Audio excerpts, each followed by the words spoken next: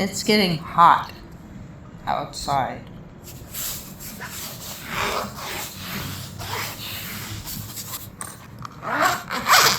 So before we start talking about the Bible today, I want to talk a little bit about the means of production and how far we as average citizens in the United States have gotten.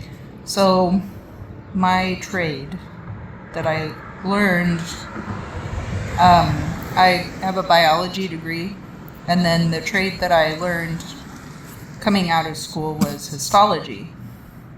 And that's what I learned to do at the Primate Research Center where I worked in Atlanta. And then from there I got certified, and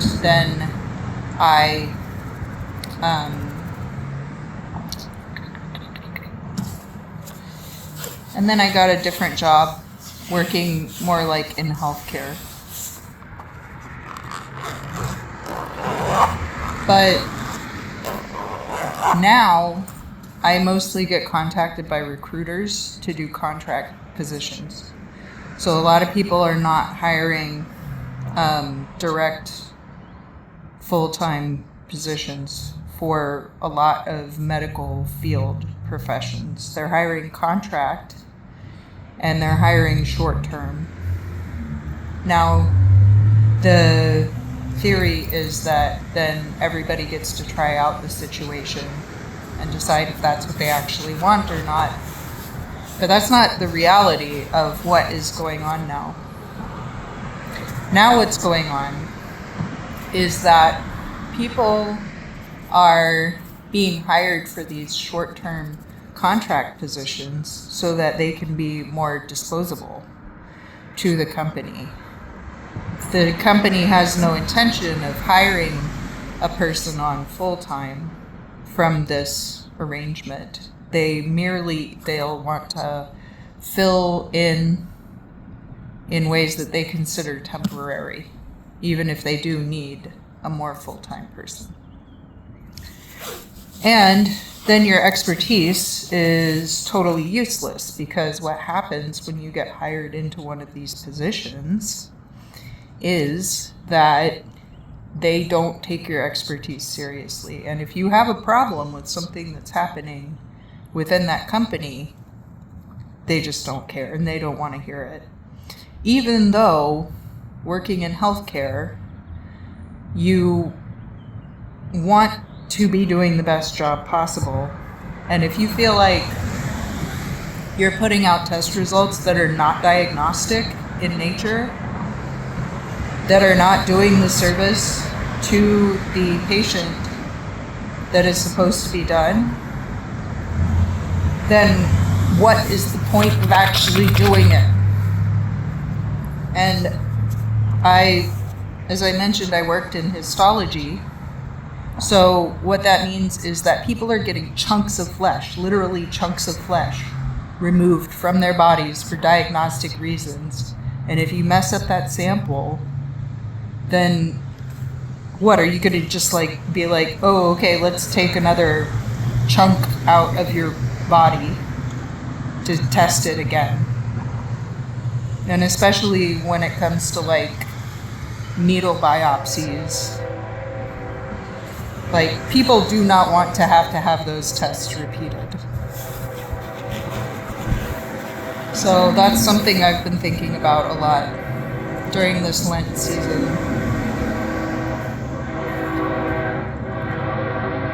Dang, there must be something on the tracks. Get off the tracks!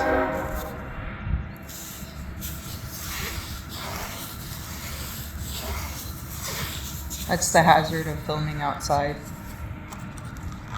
But that's something I've been thinking a lot about this Lent season, as I am looking for a job.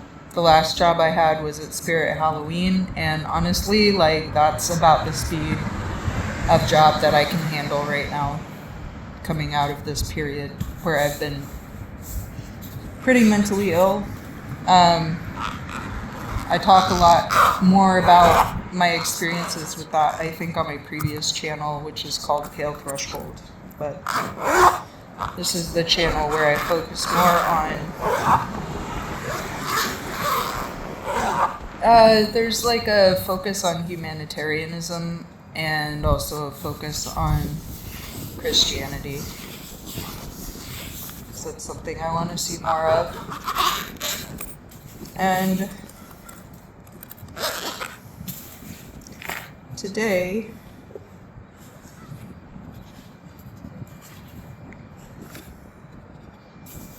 maybe we can read some Psalms. My favorite Psalm is Psalm 51. To him that excelleth, a Psalm of David.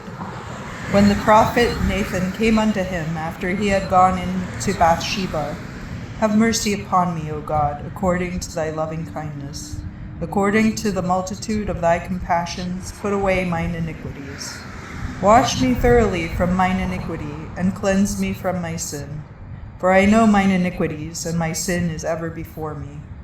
Against thee only have I sinned, and done evil in thy sight, that thou mayest be just when thou speakest, and pure when thou judgest. Behold, I was born in iniquity, and in sin hath my mother conceived me. Behold, thou lovest truth in the inward affections. Therefore hast thou taught me wisdom in the secret of mine heart. Purge me with hyssop, and I shall be clean. Wash me, and I shall be whiter than snow. Make me to hear joy and gladness, that the bones which thou hast broken may rejoice. Hide thy face from my sins, and put away all mine iniquities. Create in me a clean heart, O God, and renew a right spirit within me. Cast me not away from thy presence, and take not thine Holy Spirit from me. Restore to me the joy of thy salvation, and establish me with thy free spirit. Then shall I teach thy ways unto the wicked, and sinners shall be converted unto thee. Deliver me from blood, O God, which art the God of my salvation, and my tongue shall sing joyfully of thy righteousness. Open thou my lips, O Lord, and my mouth shall shew forth thy praise. For thou desirest no sacrifice, though I would give it. Thou delightest not in burnt offering. The sacrifices of God are a contrite spirit, a contrite and a broken heart, O God, thou wilt not despise. Be favorable unto Zion for thy good pleasure. Build the walls of Jerusalem. Then shalt thou accept ye sacrifices of righteousness, even the burnt offering and oblation. Then shall they offer calves upon thine altar. So now we are the 5th day of Lent, and so we're like 1/8 of the way through. I would like to hear a bit about everyone else's experiences. Like, what sacrifices are you making this Lent season? And how is that going for you so far? So for myself, I have been working on not spending so much money. I mean, I don't spend very much money, but like little trips I might take to the thrift store or something like that. Not spending that money there. And then I've also been working on these videos. I've been working on music and focusing on being productive. I did go to the gym this morning instead of going at night, and so I did work out longer than I usually do, because at the end of the day, then I don't feel as inclined to work out. I kind of just want to get in there, and maybe I'll do a half hour on the elliptical, or I'll use some of the machines. and then shower and get ready for bed. And I am still working towards finding a means by which I can support myself so that I can move indoors. I would really like to live inside again. I've been having a lot of dreams about that lately. So that's kind of cool because maybe it means that, I'm moving towards that. And just like as a update, currently I live in my car. And I don't want to talk too much about like where I usually hang out at. So I try to not put too much of that in my videos or my social media. And honestly, like I've gotten a lot off of social media because I'll post stuff to TikTok, but I don't really scroll TikTok. And Instagram, I've gotten very disillusioned. I have gone off of Facebook completely.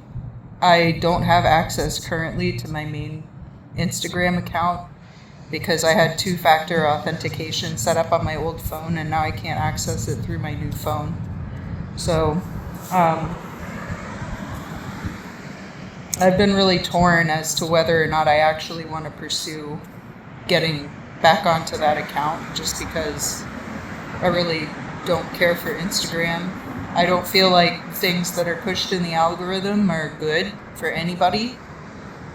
And I've been feeling very disillusioned with kind of a lot of these aspects of what is being pushed, the agendas that are being pushed in our modern lives. And so taking this time during Lent to really kind of evaluate these things again, now that I'm back in my right mind. I'm hoping that I'll reach some headway and be able to kind of move forward with my life. But I would love to hear everyone else's experiences with it down in the comments. And I hope that you're having a blessed season of Lent. And I will talk to you again very soon.